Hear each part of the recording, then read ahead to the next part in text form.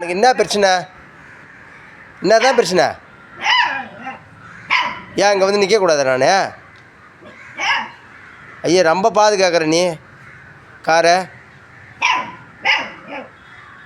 என்னதான் என்ன என்ன என்ன பண்ணுற நீ? டேய் என்ன பண்ணுற நீ?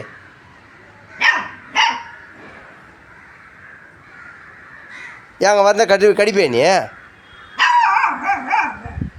ஐயா எங்கே உங்கள் அம்மா எங்க? எங்கே உங்கள் அண்ணன் எங்க?